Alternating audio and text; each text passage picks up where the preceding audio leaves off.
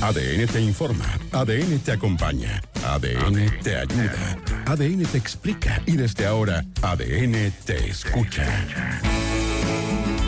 A partir de este momento, Andrés Huerta y un panel experto oyen tu caso y te entregan una solución. Esto es ADN te escucha, porque en la 91.7 todos tienen derecho a ser escuchados.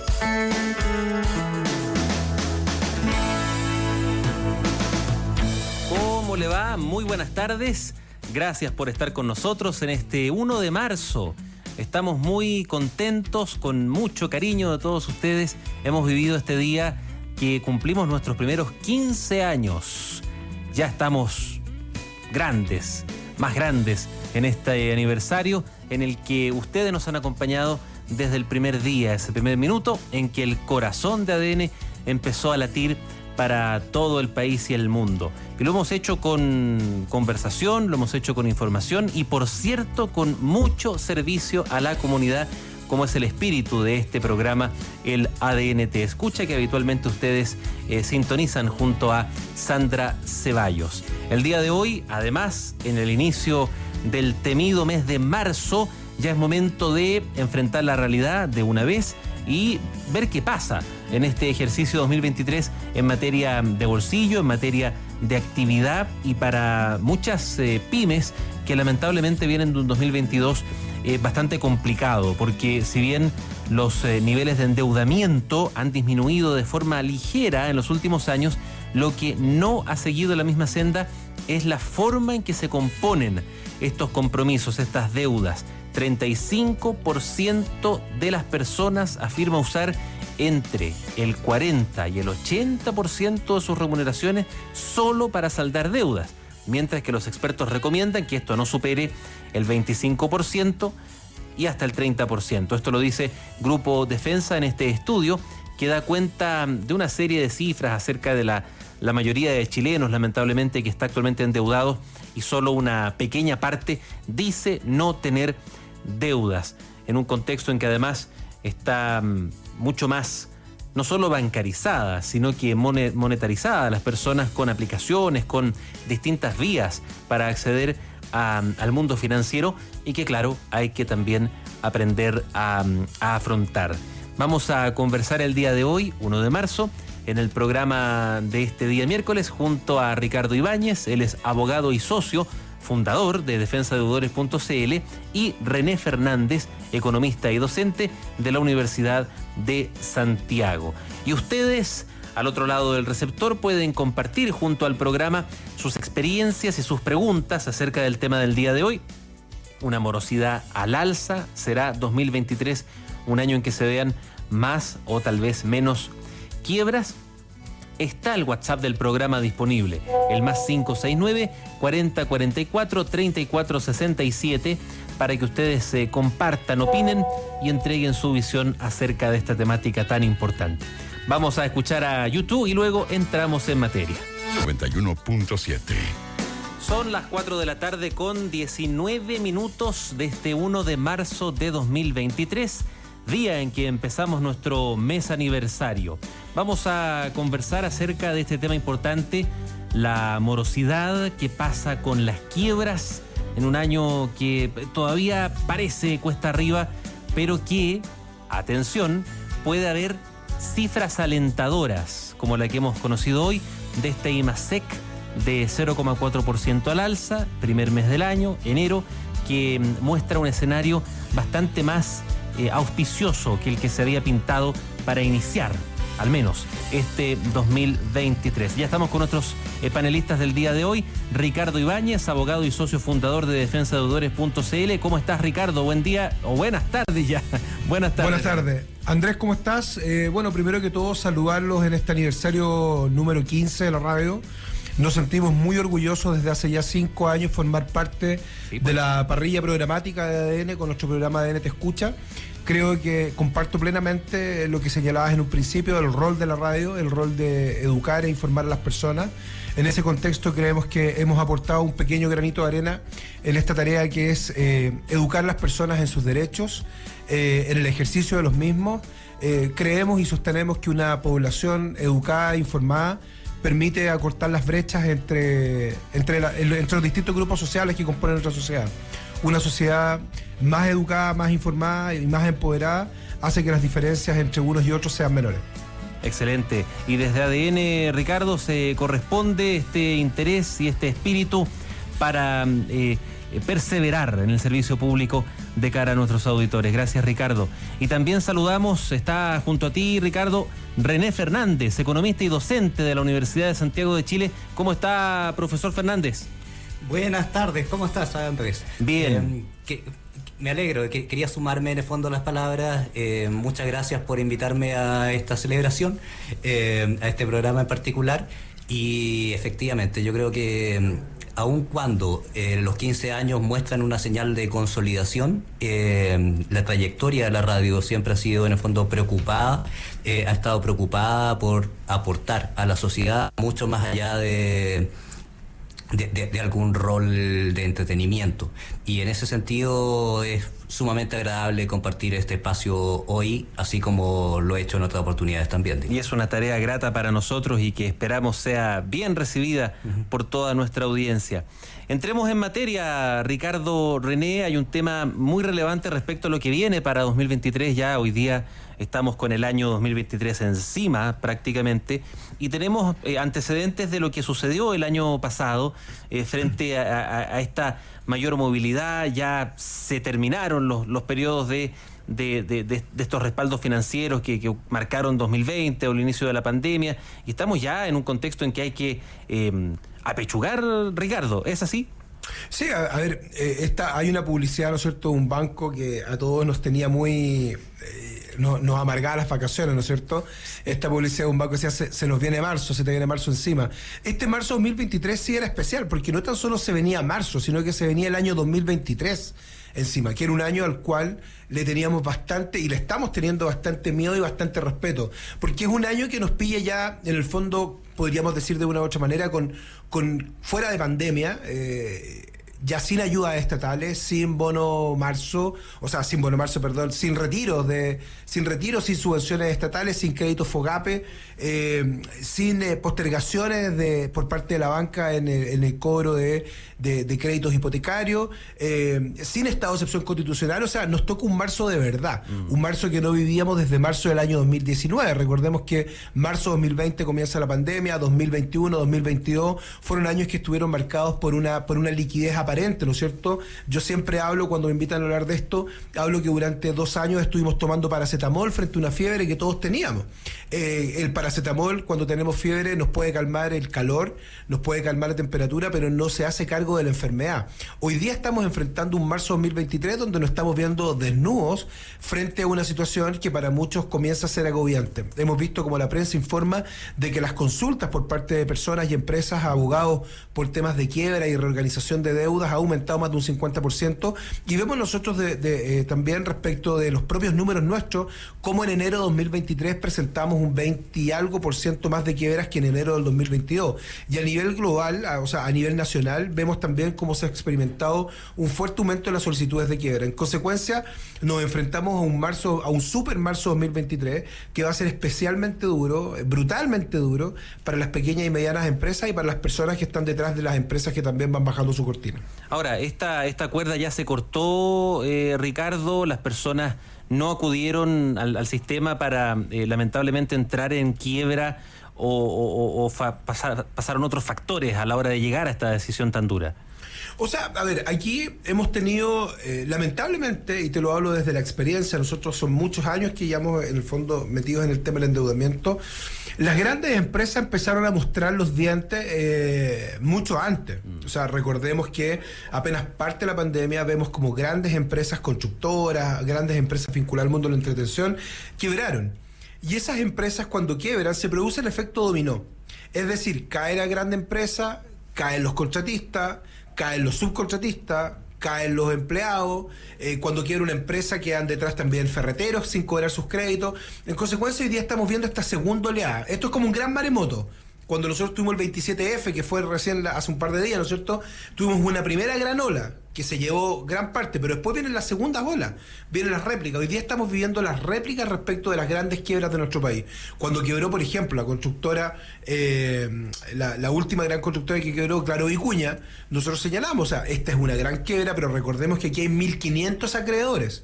Y en estos 1.500 acreedores están también empresas que no son tan grandes como Claro Vicuña, pero que también tienen trabajadores. Y así se empieza a producir este efecto dominó, donde finalmente termina quebrando, y no estoy ridiculizando el ejemplo que te voy a dar, donde finalmente también termina echando en cesación de pago la señora que vendía sándwich con café afuera de la constructora, que tenía un flujo de 400 trabajadores que le compraban un sándwich a 1.500 pesos en la mañana y que le compraban una colación al almuerzo de 4.000, 5.000 pesos y que le generaba un flujo mensual que le permitía pagar sus deudas.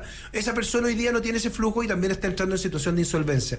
En consecuencia, yo creo que las grandes empresas ya quebraron el 2022, quebraron el 2021, quedarán algunas pocas el 2023 y este año va a ser la quiebra de las pymes, aquellos damnificados producto de las quiebras de estas grandes empresas en los años anteriores. Ahí está el punto que dice Ricardo, profesor René Fernández, respecto a qué es lo que va a suceder para este año y cuáles son las variables macroeconómicas que usted maneja muy bien para tener en cuenta en este ejercicio.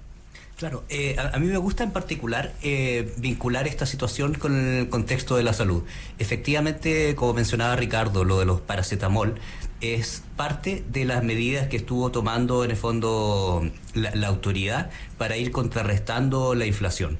Y para ir contrarrestando la inflación, que en el fondo no es un problema que hayamos solucionado, digamos, en el fondo lo que se ha logrado es que si asimilamos en el fondo la inflación a una suerte de fiebre, se puede entender que esa fiebre dejó de aumentar. Aún hay que bajarla, digamos.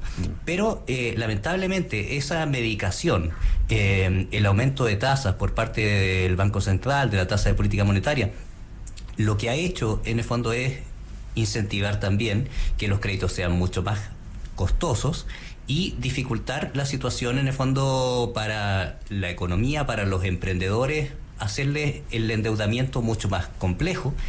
Y en ese sentido incentiva también en alguna medida la recesión que se pronosticaba en el fondo comenzaría a fines del 2022 y que durante este primer trimestre se consolida.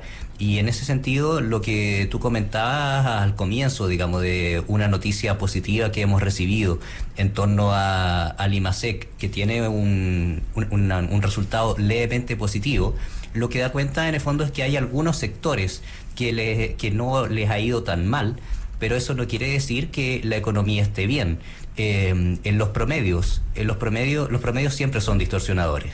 Puede haber personas o grupos o sectores industriales, que la minería, por ejemplo, que haya tenido buenos resultados, mientras otro sector puede tener muchas quiebras y muchas personas que no pueden responder a sus compromisos, muchas empresas pequeñas que no pueden responder a sus compromisos, como ocurre en el comercio o en otro tipo de actividades.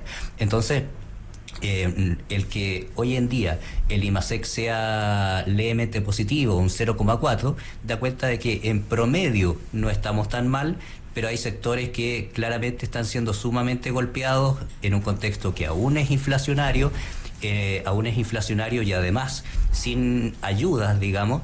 Y en ese sentido es bastante preocupante, digamos, porque en el fondo no se observa que vaya a haber un cambio de tendencia, ni tampoco se observa algunas medidas de acompañamiento por parte del Ejecutivo. Yo eso lo veo bastante al debe en alguna medida. Y en ese aspecto, esta misión que se ha trazado el Banco Central de bajar la inflación, y todavía los analistas debaten en cuánto sería el momento para bajar la tasa, y esto al final rige toda la economía y por cierto repercute en las empresas, las más pequeñas, en el contexto en el que estamos hablando hoy. ¿Cuándo sería ese momento en que la inflación empieza a ceder, profesor?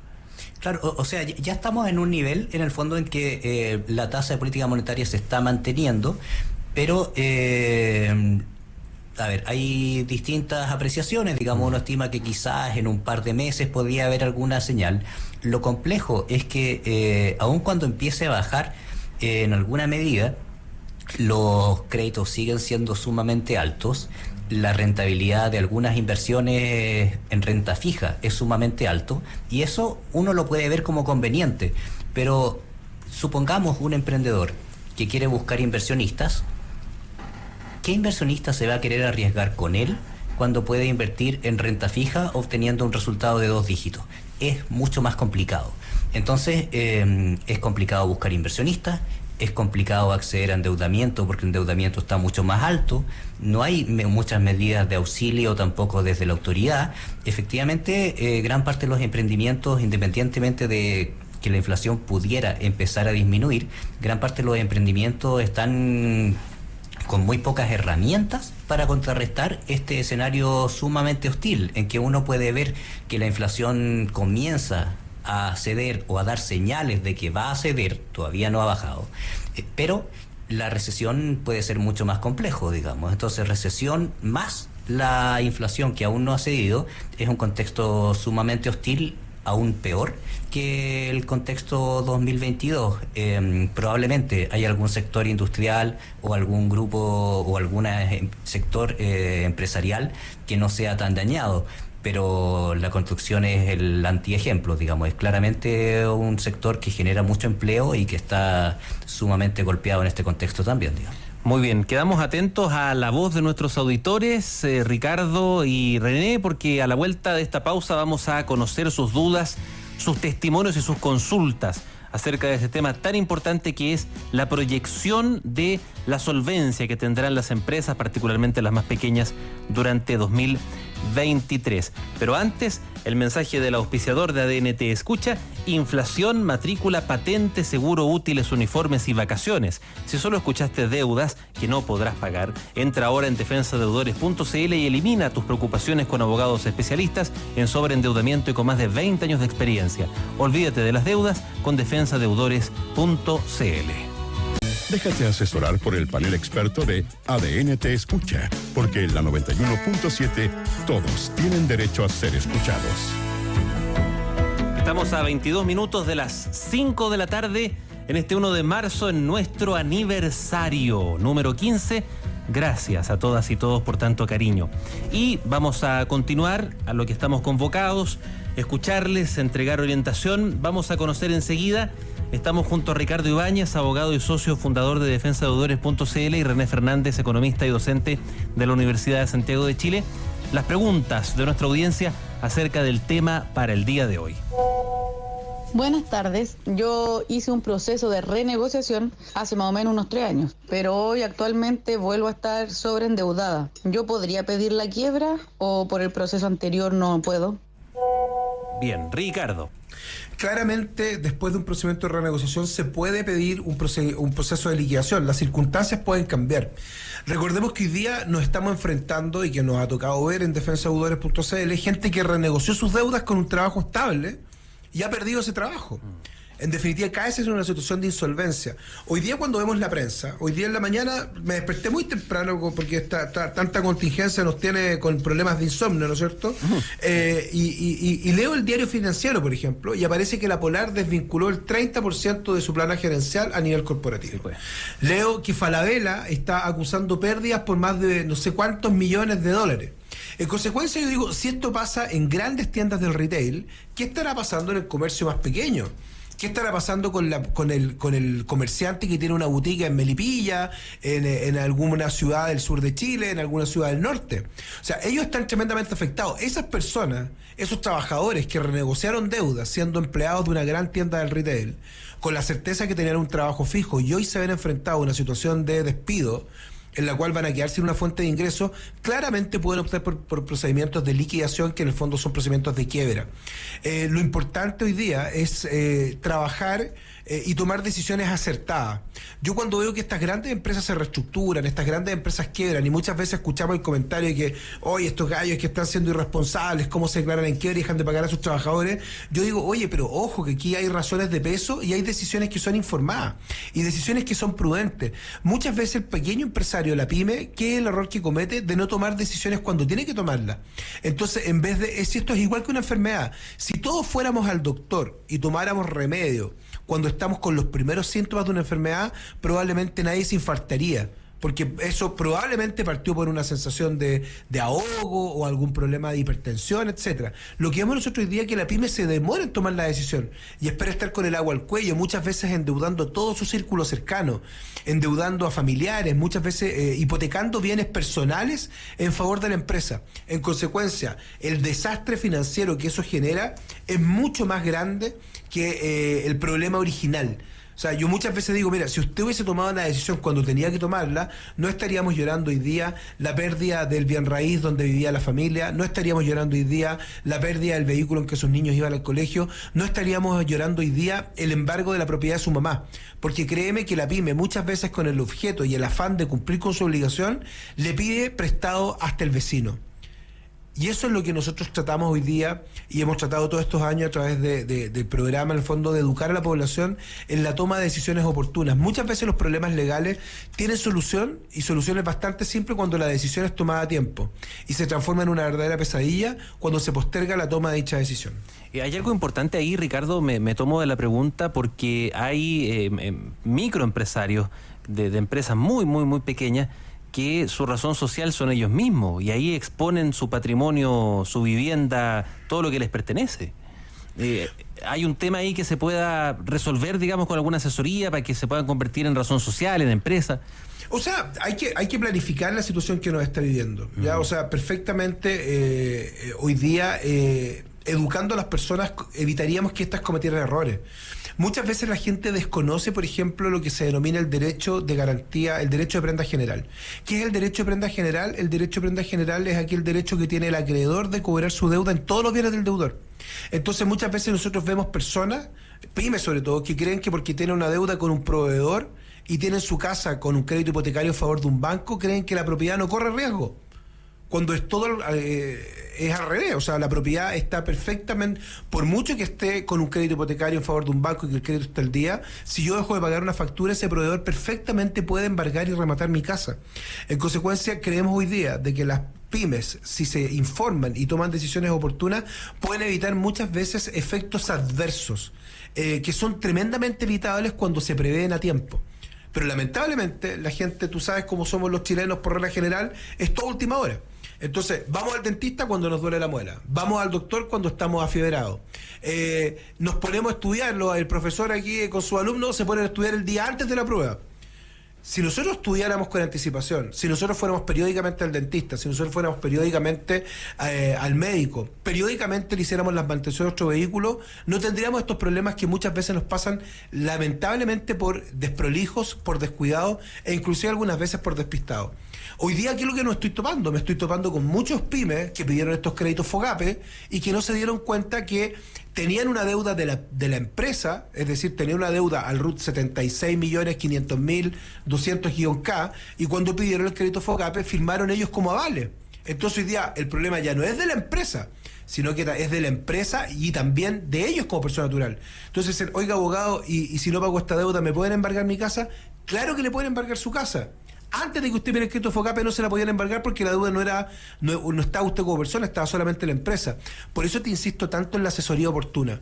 Cuando nosotros vamos a estudiar a la universidad la carrera de Derecho, nos pasamos 5 largos años, bueno, para algunos fueron más, pasamos 5 largos años aprendiendo normativa que tiene por objeto prevenir a las personas de efectos indeseados que pueden tener acciones tan simples para ellos como pedir un crédito. Por eso que yo soy tan amigo y respetuoso de que las personas busquen asesoría oportuna.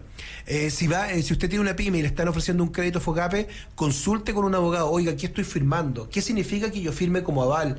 ¿Qué significa que yo firme como codeudor solidario? ¿Qué significa que me pidan ser fiador de una obligación?